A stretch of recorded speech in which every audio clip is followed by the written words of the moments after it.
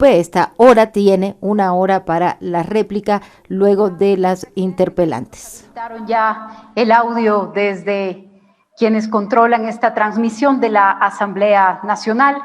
Me tomaré un tiempo menor al que la ley me permite para este alegato de cierre. Señor presidente, quiero referirme brevemente.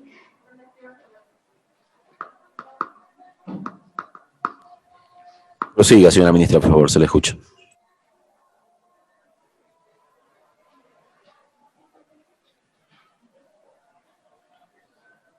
Estaba en el uso de la palabra la ministra de Gobierno, María Paula Romo, ha retomado la misma. El audio para mi participación. Sí, señora ministra, le escuchamos, por favor, prosiga. Muchas gracias. Estimado señor presidente, le decía que tomaré un tiempo menor al que la ley me permite para este alegato de cierre, pero creo que hay algunas aclaraciones importantes, sobre todo para el país. He escuchado en las intervenciones de los interpelantes, he escuchado varias confusiones. Confusiones entre funciones que no le corresponden a la cartera de Estado que se encuentra a mi cargo. He encontrado algunas confusiones con hechos sucedidos antes de que yo sea nombrada ministra y he encontrado inclusive confusiones con un periodo de gobierno anterior a aquel en el que yo he tenido el privilegio de colaborar.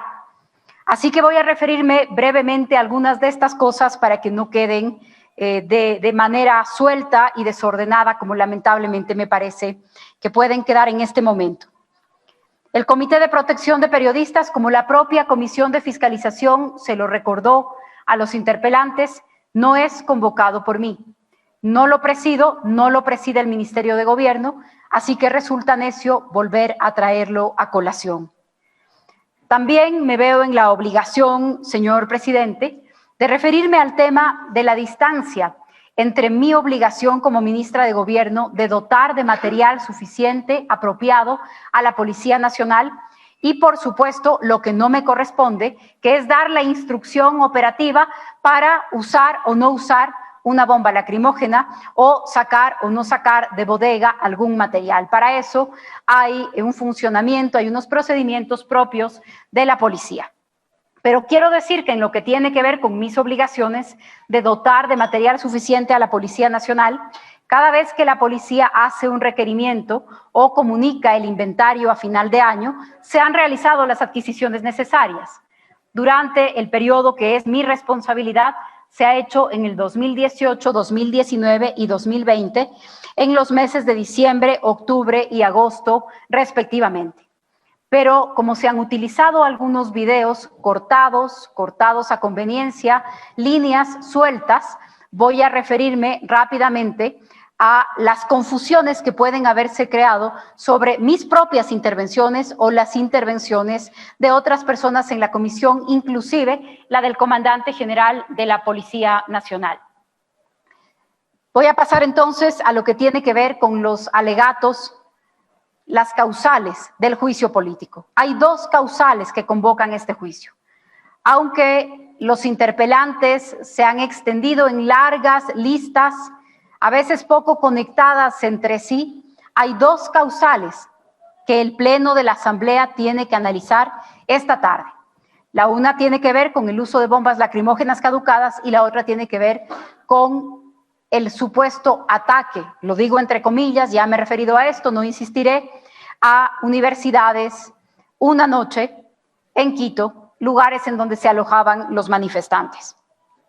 Solo voy a repetir algo en lo que he sido insistente y que para mí es muy importante que quede claro. Las decisiones operativas, en términos generales y más allá, las decisiones operativas que debe tomar un policía en el momento en el que enfrenta un incidente no dependen de la ministra de Gobierno. Pero respaldo y me hago cargo de cada una de esas decisiones operativas porque creo que ese es mi deber. Hago la distinción porque resulta inclusive apartado de la lógica pensar que cada uno de los 52,000 policías van a llamarle a la ministra de Gobierno para preguntar si usa o no usa determinado material que se encuentra en la bodega. Resulta ilógico pensar si un policía en el medio de un enfrentamiento lamentablemente violento como los que vivimos en octubre va a llamarle a la ministra de Gobierno para decir cruzo esa cuadra o no cruzo esa cuadra, uso una bomba lacrimógena o no uso una bomba lacrimógena. Y es por eso, como señal de ese respaldo y de mi responsabilidad política, que por supuesto lo repito y la asumo porque así me comporto, porque si algo me ha caracterizado es que he enfrentado cada uno de los momentos que me ha correspondido. Por supuesto que asumo todas las responsabilidades políticas de la gravísima crisis que la policía tuvo que enfrentar en octubre del año pasado. Y sigo defendiendo que sin una actuación mesurada, equilibrada, profesional, el desenlace de esa crisis habría sido todavía más doloroso, más costoso y mucho más grave que el que vivió el país. Y es por eso que respaldo esas decisiones operativas, aunque no me corresponden. Así que, de esa manera, señor presidente, espero englobar nuevamente declaraciones que han sido cortadas o recortadas a conveniencia y que se han usado hace un momento en las intervenciones. Como se han nombrado varios temas, señor presidente, que sin ser parte de las causales del juicio político hacen parte del debate público, voy a referirme brevemente y con mucha claridad a estos temas porque el país siempre merece explicaciones y creo que hay temas que no pueden quedarse a medias, medio dichos, insinuados. Por eso voy a referirme muy brevemente a todos o a algunos de los más importantes temas que han sido mencionados por los interpelantes, lo que creo que me autoriza a hacerlo. Hay muchos intereses en juego detrás de este juicio político. Lo he dicho y me ratifico. Algunos declarados, algunos inconfesables, algunos probablemente ni siquiera se han dado cuenta todavía el papel que están jugando para aquellos que sí tienen intereses en disputa en este proceso. Y uno de los más importantes, y uno de los más sensibles, y uno del que el país no puede olvidarse, independientemente de la decisión que la Asamblea Nacional tome esta tarde, es el que tiene que ver con la gigantesca estafa de la que ha sido víctima, de la que ha sido objeto el Instituto de Seguridad Social de la Policía Nacional. Es un sistema complejo, sofisticado y muy largo, extenso para discutirlo esta tarde. No pretendo hacerlo. Pero quiero brindarles un ejemplo, señor presidente, señores legisladores, porque el país no puede quitar sus ojos de este tema. Insisto, más allá, independientemente de que yo permanezca o no en el Ministerio de Gobierno, este es un tema demasiado grande como para olvidarlo. Permítanme entonces mostrarles el ejemplo de la operación fraudulenta más grande de las que estamos investigando y denunciando, de la operación fraudulenta más grande que el ISPOL, ni el país, ni la Administración de Justicia y ojalá la Asamblea Nacional tampoco pueden dejar en la impunidad. Encontrar a los responsables, recuperar el dinero de la policía, que al final del día es el dinero del país, según la ley ordena, para reponer estos recursos. Les decía entonces unos minutos para poder compartir con ustedes un ejemplo, una operación realizada a finales del año 2015 y la primera semana del año 2016. Es muy importante que pongamos atención en el momento, en los años, porque algunos han pretendido causar confusión y poner entonces bajo la responsabilidad de los que hemos identificado esta gigantesca estafa y decir, ahora la ministra tiene que responder, ahora el ISPOL tiene que responder. Señores, fíjense bien los años. Fíjense bien el momento del que estamos hablando y todos los actores que están involucrados. Una operación que usaré como ejemplo, que no es todo lo que hay que investigar con el ISPOL, pero que es probablemente la más grave y el ejemplo más claro de aquello a lo que me estoy refiriendo. Una operación de swap o permuta, realizada a fines del año 2015, el último día laborable del año 2015, y cuyo contrato, entre comillas, se firmó la primera semana del 2016. ¿Por qué digo contrato entre comillas? porque quienes lo hacían probablemente tenían tan clara cuál era su expectativa, lo que querían lograr o lo que querían esconder, que en un contrato en el que se refieren a 327 millones de dólares, ni siquiera constan los nombres de quienes lo firmaron. Pero lo firmaron, más allá de que no hayan colocado sus nombres de manera muy conveniente, por el lado del ISPOL, el general Proaño Silva, y por el lado de la empresa privada, un señor Garzón con delegación del señor Jorge Cherres, representante legal de HYBF, compañía que ni siquiera tiene domicilio en el Ecuador, que está domiciliada en Panamá y que en el contrato se somete a la jurisdicción del estado de la Florida en Estados Unidos de Norteamérica. ¿En qué consistió esta operación? El ISPOL, el Instituto de Seguridad Social de la Policía Nacional, del que dependen el futuro, la jubilación, el bienestar, la salud de nuestros policías, le entregó a la empresa del señor Cherres 327 millones de dólares en bonos de deuda interna. Y una permuta es un intercambio, es cambiar una cosa por otra. Entonces ustedes se preguntarán, como lo hicimos nosotros, como lo hace la Superintendencia de Bancos en sus durísimas observaciones, como lo ha descubierto la Superintendencia de Compañías, motivo por el cual varias empresas hoy se encuentran intervenidas en el país. Se preguntarán entonces en este intercambio, si la policía entrega 327 millones de dólares, ¿qué recibe a cambio? Pues no recibió nada. Entregó 327 millones de dólares y no recibió nada. En el contrato recibió la oferta de que le iban a entregar un macro título por el valor total y notas globales de depósito para que así se constituya el flujo de efectivo que la policía, que el ISPOL requería para cumplir con sus obligaciones. ¿Qué pasó entonces? Que durante estos años, después de la operación, el custodio del mercado de valores del Ecuador, de Cevale, en varias ocasiones le dijo al ISPOL que tenía esas notas globales de depósito y que estaban bajo su custodia. Cuando empezamos esta investigación, cuando dejamos de recibir papeles para renovar las obligaciones sin pagarle su dinero a la policía, entonces resulta que el de Cevale dice, no tengo nada. No tengo nada. El custodio, el responsable de guardar para uno de sus más grandes clientes en el mercado de valores del Ecuador, el ISPOL, le dice, no tengo nada.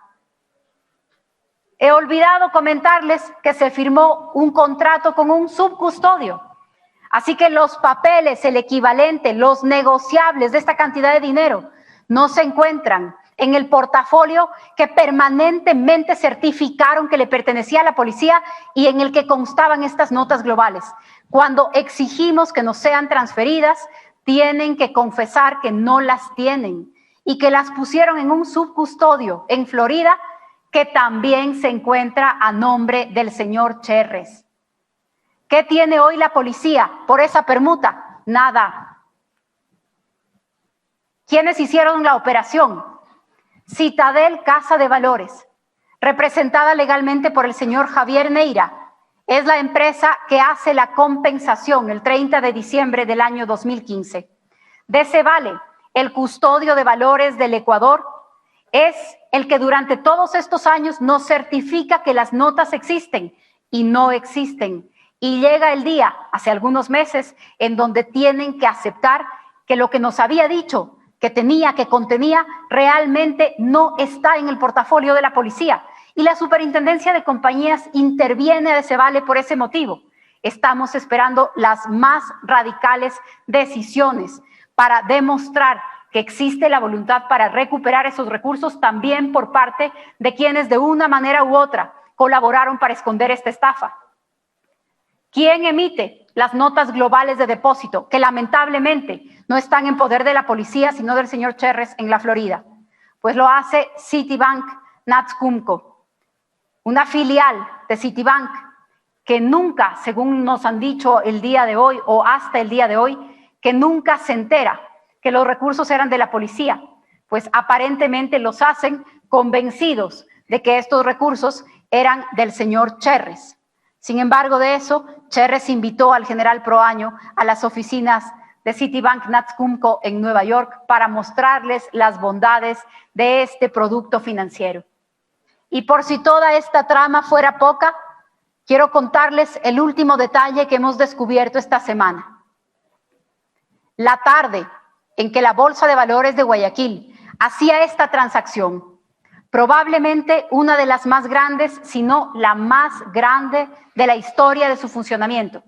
Hacía una transacción por 327 millones de dólares, diciembre del año 2015, no olviden la fecha, no confundan la fecha, el día que la Bolsa de Valores de Guayaquil hacía esta transacción con Citadel en punta y punta de la transacción para la compensación.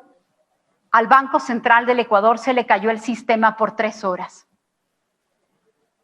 Y esas 3 horas entonces el Banco Central del Ecuador hizo la compensación más grande de la Bolsa de Valores de su historia, manualmente. Y al hacerla manualmente no se generó el reporte que correspondía a la dirección de riesgos. Esto es lo que hemos descubierto en el ISPOL. Y esto es lo que no se puede quedar escondido y esto es lo que no se puede obviar, independientemente de la decisión que la Asamblea tome esta tarde respecto de mi permanencia en el Ministerio de Gobierno. Esto es mucho más grande que las personas y tiene que ver con una estafa descarada a la seguridad social de la Policía Nacional. Si la policía se hubiera reservado para sí estos bonos, si los hubiera guardado, permítanme la metáfora, en un cajón, para cobrarlos cuando vencía su plazo, cuando se amortizaban, al día de hoy la policía habría recibido 171 millones de dólares. Eso es lo que habría recibido la policía si no hacía ninguna operación, ninguna transacción. De esos papeles, ¿saben cuánto ha recibido la policía? 80 millones de dólares y solo 30 de ellos en efectivo. El resto en papeles que además fueron aceptados a valor nominal uno por uno. Solo en esa operación hay 100 millones de dólares que no vamos a dejar pasar como si fuera parte del giro propio de la inversión o la genialidad financiera de quienes le hicieron esta oferta y de quienes la aceptaron en el ISPOL y de quienes en los organismos de control no lo miraron. Este es el tamaño de la estafa de la que estamos hablando. Y estamos hablando solamente con el señor Jorge Cherres de 532 millones de dólares. Que no les quepa duda que estos intereses también están pendientes del resultado de este juicio político. Pero que tampoco les quepa duda que más allá del resultado, la policía, el gobierno del presidente Moreno y espero que el Estado ecuatoriano, cada uno en el marco de sus competencias, harán todos los esfuerzos para que esta estafa no quede impune. Esto también tiene que ver con los intereses que están detrás del juicio político a los que me han pedido que me refiera en esta tarde. El respaldo a la policía, la actuación de la policía. ¿Cuál es exactamente la respuesta que yo debo dar o de qué parte me hago cargo de los resultados de la Policía Nacional? Este es el doble rasero con el que a conveniencia me juzgan mis interpelantes y algunos miembros de la Asamblea Nacional. Cuando la policía comete un error, cuando hay un mal procedimiento, cuando hay una actuación que alguien juzga que debió haber sido distinta, entonces es culpa de la ministra. Pero cuando la policía hace un buen trabajo, entonces es mérito de la noble policía, ha dicho una de las señoras asambleístas en esta mañana. Pónganse de acuerdo, por favor, porque la policía tiene muchos méritos y esta es la policía a la que yo he tenido el privilegio de conducir durante los últimos 2 años y 2 meses. Solamente para mostrarles el dato de este año, la policía ha atendido 2.327.507 auxilios. Ha ejecutado 670.743 operativos. Ha detenido a 30.210 personas en lo que va del año. Ha desarticulado a 1.442 bandas. Ha recuperado 2.017 vehículos robados y 2.987 motocicletas. Ha retenido más de 4.000 vehículos y más de 5.400 motocicletas y ha sacado de las calles más de 4.800 armas de fuego. Este es un trabajo muy importante, pero también estoy orgullosa de anunciarles este resultado. La Policía Nacional del Ecuador ha batido este año su récord de incautación de drogas, de sustancias estupefacientes, y no se termina noviembre. Sin que se haya terminado noviembre, hoy la policía ha superado ya su récord histórico de incautación de drogas, y lo pueden ver en este gráfico. El año más alto de la policía fue el 2016 y hasta hoy ese era su récord, 110 toneladas de droga incautada. Hoy, sin que se termine noviembre, hemos superado ya las 111 toneladas, y este año es el año en el que además la policía ha tenido que hacerse cargo de la seguridad en la pandemia, de los controles, del toque de queda, del auxilio a los ciudadanos, acompañando a la población, acompañando a su población y a su comunidad en estos días tan difíciles. A pesar de eso, del confinamiento, de la pandemia, del trabajo adicional, del riesgo que ha corrido la policía por el COVID, ha batido su récord histórico de incautación de drogas. Esta es la policía que también conduzco. Si me van a hacer responsable por el lanzamiento de una bomba lacrimógena, espero que me hagan responsable también de estos récords y estas operaciones exitosas de la Policía Nacional del Ecuador. Y por supuesto, quien merece este mérito es la policía. Y por eso he insistido y lo seguiré haciendo en que este juicio debe separar la obsesión que algunos legisladores tienen conmigo del trabajo de la policía y el mensaje firme de respeto institucional que esa policía merece del Poder Legislativo. Estoy lista para ser censurada por esta Asamblea. Se equivocan quienes creen que mi intención la tarde de hoy es convencerles. Creo que la votación que va a producirse en las próximas horas no tiene que ver con mis argumentos. He cumplido con mi país y he podido servirlo en sus días más oscuros. He trabajado para devolverle a la policía su institucionalidad. Conmigo nunca un mayor ocupó el puesto de un general. Ningún oficial estuvo en 3 funciones distintas para mi conveniencia y no he entregado reconocimientos ni condecoraciones para convertir a los últimos en primeros. He respetado la institucionalidad de la carrera policial y he trabajado para una policía cada vez más profesional. Esa es la instrucción y la voluntad del presidente Moreno y en ese camino han estado mis esfuerzos. La policía hoy, como resultado, tiene la legitimidad, el respeto y el cariño de la gente. Hay personas en el Pleno de esta Asamblea Nacional con quienes ha sido un privilegio trabajar, que han puesto el país por encima de las legítimas diferencias políticas y de las coyunturas, incluso de la coyuntura electoral. Gracias. Sin ustedes no habrían sido posibles decisiones fundamentales para el país, no para el gobierno, para el país. Gracias por pensar en el país, porque en la Asamblea también hay quienes lo han hecho. Pero también en esta Asamblea hay miembros cuyo voto de censura será una condecoración para mí. Los de Coopera, los de Caminosca, los de Samanes, los de la venta del Hotel Quito, los del acuerdo entre privados, los de Odebrecht, los que intentaron dar el golpe de Estado en octubre del año pasado, los que han convertido a los secuestradores en héroes y en ejemplo, los que creen que la política es subirse en un escándalo o bailar en TikTok. Su voto de censura será para mí una condecoración y la llevaré con honor. Estoy lista para ser censurada, pero díganle al país la verdad, porque es muy grave el pretexto que han escogido al cuestionar la legitimidad de la policía para usar la fuerza en el marco de la ley. No puedo dejar de referirme a todos los ataques de los que he sido objeto, al menos por los sectores políticos que me han identificado como su principal obstáculo, lo que también me hace sentirme orgullosa, porque ser obstáculo de quienes han cometido estos actos en el país es parte de lo que me define como política, como persona y como ciudadana. Qué conveniente esa historia sobre repartir hospitales. Hay que ser caraduras.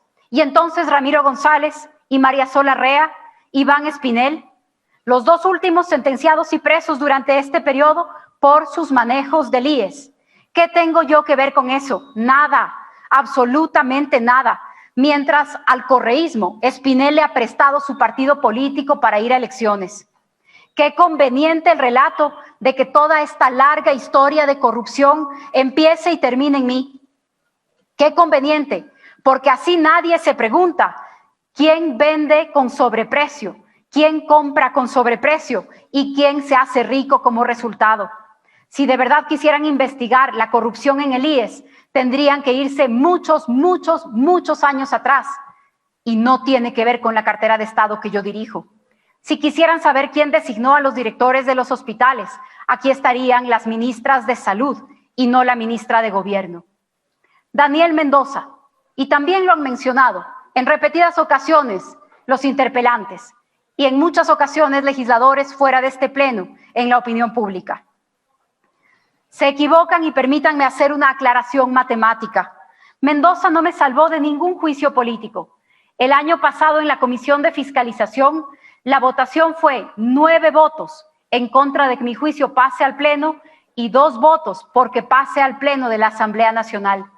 Si Mendoza hubiera votado a favor de mi juicio político, a favor de que mi juicio político sea llevado al Pleno, habrían sido 8 votos contra 3 votos. No se necesita tener un doctorado en matemáticas para saber que Mendoza no me salvó entonces con su posición. En ese mismo juicio al que ustedes se han referido hoy, Mendoza dice que salvó a otras funcionarias. Pero esas funcionarias nunca van a ser enjuiciadas políticamente ni van a estar aquí, porque cuentan con la misma protección política de los sectores que a mí me traen a juicio, porque las protege la misma alianza que a mí me trae a juicio. La sorprendente pero muy sólida alianza que durante los últimos años ha tenido en este pleno el Partido Social Cristiano con el correísmo. Estoy aquí porque destapar la estafa del ISPOL pondrá en jaque a grandes poderes políticos y económicos y es una vergüenza para el mercado bursátil del Ecuador. Y prefieren que yo salga del Ministerio de Gobierno que asumir lo que hicieron. Si de verdad quieren averiguar si los Bucaram tienen algún acuerdo político, ¿por qué me lo preguntan a mí que nunca en mi vida me he reunido con ellos? Cuando podrían preguntárselo a quien presidió la Asamblea y aceptó en televisión nacional que había ido a reunirse en Panamá para proteger al entonces vicepresidente Jorge Glass. Estoy aquí. ¿Usted viajó a Panamá con mangas para reunirse con los Bucaram? Efectivamente. Por favor, ministra, Panamá. Dice los temas puntuales. Este video tampoco tiene referencia a los puntos tratados en este juicio político. Por favor, secretaría. A este proceso político. Y en ese proceso. De acuerdo, señor presidente, sigo con mi presentación.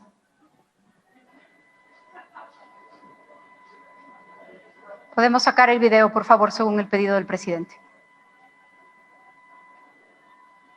Estoy aquí y estoy lista para ser censurada por esta asamblea porque me enfrenté y evité un golpe de Estado y porque muchos de sus promotores y de sus mentalizadores todavía siguen en la Asamblea Nacional, porque uno de los legisladores que fue encontrado saboteando en el sabotaje de un pozo petrolero, tomándose un pozo petrolero, fue sentenciado ya en última instancia, pero la Asamblea no ha tenido ninguna prisa por separarlo de su seno. Y si aún dudan que fue un golpe de Estado, los invito, señores legisladores, por el valor de la verdad y de la historia que el país tiene derecho a conocer, a levantar la reserva que el Código Penal ordena sobre los procesos por delitos contra la seguridad del Estado, porque ahora mismo se lleva adelante en la provincia de Pichincha contra una de sus autoridades y otras personas una investigación que si no fuera por la reserva que protege este tipo de procesos, este tipo de procedimientos, entonces todos podríamos escuchar, incluso a miembros de este pleno, diciendo que el gobierno tenía que caerse el 12 de octubre. Y eso fue lo que no permitimos y eso fue lo que no permití. Estoy aquí porque estoy pagando el precio de haber impedido un golpe de Estado. Y si este es el precio a pagar por enfrentar a las mafias de todos los tamaños y todos los colores. Si este es el precio a pagar por defender la democracia, lo hago con gusto y será una condecoración en mi vida política el ser cesada por esta asamblea. Mi gratitud con la gente de bien del país, que es mucha. Estaré siempre honrada y agradecida de haber sido parte de un gobierno que, liderado por el presidente Moreno, impidió que nuestro país se convierta en Venezuela. Muchas gracias, señor presidente. No tengo nada más que agregar.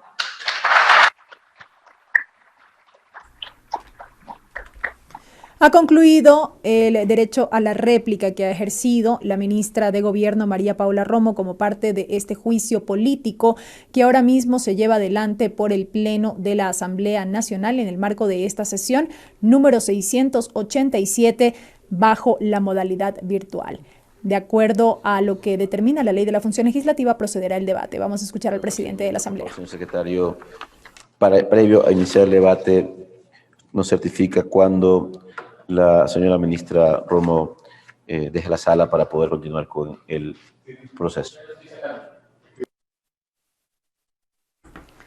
Entonces, así el presidente de la Asamblea Nacional da las instrucciones. Hay